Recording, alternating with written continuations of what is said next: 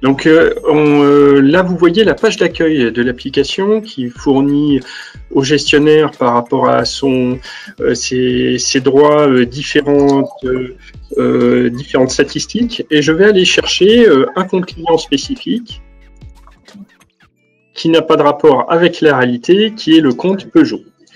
Alors là, je suis sur un compte client. Qu'est-ce qu'on voit sur un compte client? On a l'historique du compte avec l'ensemble des actions automatiques et manuelles qui ont été réalisées, des blocs-notes, des notions de sous-compte, c'est-à-dire que ce compte a des comptes, par exemple, de facturation. Et ce qui va nous intéresser, ça va être d'aller voir l'onglet compte avec l'ensemble des éléments financiers. Alors, si je parcours brièvement les autres onglets, j'ai une gestion des contacts de ce compte. Je vais pouvoir envoyer des emails et des actions à l'agenda. Je vais pouvoir analyser les risques, gérer mes réclamations et avoir l'onglet divers.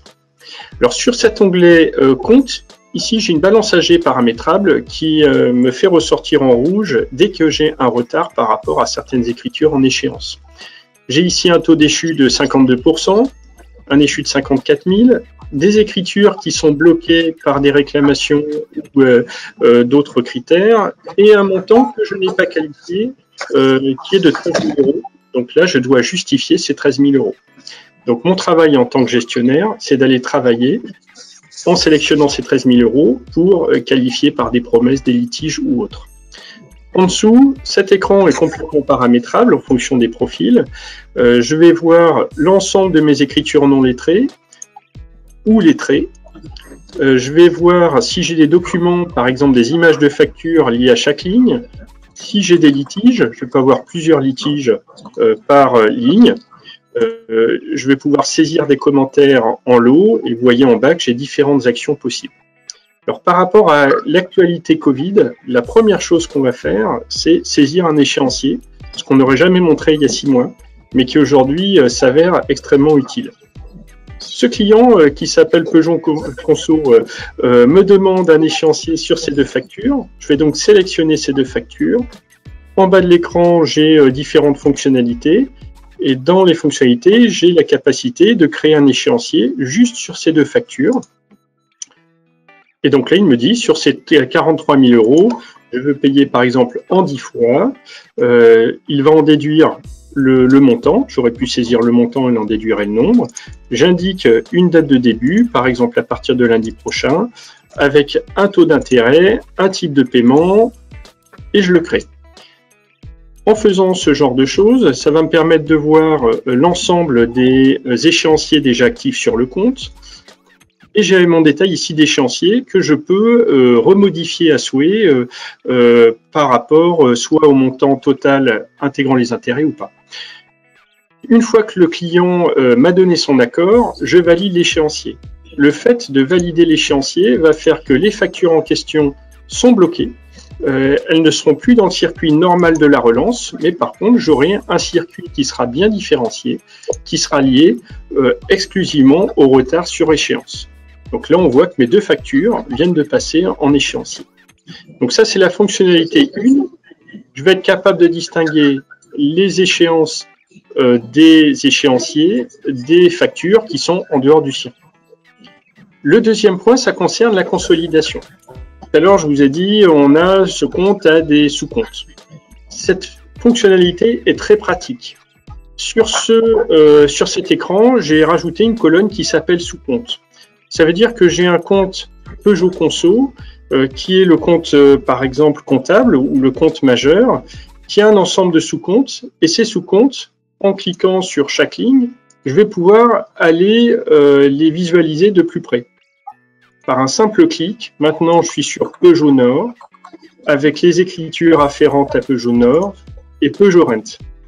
Ça veut dire quoi? Ça veut dire qu'à la fois au niveau de mon risque et au niveau de ma relance, je vais pouvoir relancer au niveau du sous-niveau hiérarchique, c'est-à-dire exclusivement par sous-compte, par compte facturé, ou je vais pouvoir relancer au niveau de mon compte majeur. Donc, ce qui est vrai pour la relance est vrai pour mon risque. Je vais pouvoir gérer des limites de crédit au niveau des sous-comptes et des comptes. Dans l'exemple tout à l'heure qu'a cité Françoise, on peut avoir par exemple un compte Peugeot qui travaille avec un client sur l'Espagne et donc qui va avoir une notion de consolidation que sur l'Espagne et une hiérarchie complémentaire au-dessus qui serait la partie Europe de l'Ouest et la partie monde. Ça veut dire que je vais avoir 2, 3, 4, 5 niveaux hiérarchiques de consolidation, ce qui va me permettre de relancer au niveau global de ma hiérarchie si je le souhaite, ou d'avoir des notions de risque, soit au niveau du sous-compte, soit au niveau du compte majeur. Donc là, c'était les 2 points qu'on souhaitait montrer au niveau des comptes. Autre point, on a parlé modélisation et de l'intérêt d'avoir une finesse de modélisation. Alors pour ça, je vais aller dans le menu du logiciel et on va aller voir ensemble la face cachée du logiciel. Je vais dans le paramétrage du logiciel et dans le paramétrage, on va aller voir une chose, on va aller voir ce qui est un process. Donc je vais aller voir le process qu'on a nommé AFDCC et là tout à l'heure, je vous ai très brièvement décrit le cas de figure. Donc ce process-là, cet arbre de conditions-là correspondrait à une partie d'arbre de conditions ou de processus recouvrement. Si mon compte est une PME, si mon solde est supérieur à 0, donc ces cases en bleu, comme je disais tout à l'heure, ce sont des conditions. Lorsque le fil est vert, ça veut dire que les conditions sont remplies. Donc pour tous les comptes qui sont PME avec un solde supérieur à 0, etc., etc., je vais faire des actions. Comme on a vu tout à l'heure, les actions, ça va être soit des actions individuelles, comme des emails, des courriers, des actions de mise à l'agenda des collaborateurs, soit des groupes d'actions, ce qu'on appelle des scénarios ou des plans d'action, qui vont se cadencer dans le temps en fonction de votre paramétrage. Donc l'intérêt de ce genre d'arbre de conditions, vous voyez, c'est de pouvoir très facilement le moduler. J'ai des petites paires de ciseaux qui apparaissent, je vais pouvoir supprimer mes liens, supprimer mes blocs, et au travers du paramétrage qu'a construit l'utilisateur en cliquant sur nouvelles conditions et nouvelles actions, il va pouvoir ajouter tous les critères qu'il souhaite très facilement. Donc vous voyez l'intérêt, dans la période Covid, on a fait énormément d'adaptations sur la modélisation pour se caler au plus près de vos exigences et de la réalité de présence chez vos clients, de la réalité des paiements. Intérêt de cet arbre de conditions, vous voyez qu'il peut être migré sur d'autres arbres. Donc si c'est un compte public, je vais à l'onglet 2, comme dans Excel, je vais pouvoir coupler un arbre vers un autre arbre et je vais pouvoir paralléliser. Donc le fait de paralléliser, vous voyez ici le cas de promesse non tenue, vous voyez ici le cas d'une gestion, d'une intégration pour partie d'une politique crédit. Je vais pouvoir d'un côté dire je gère mon recouvrement et en même temps dire je veux intégrer ma politique crédit.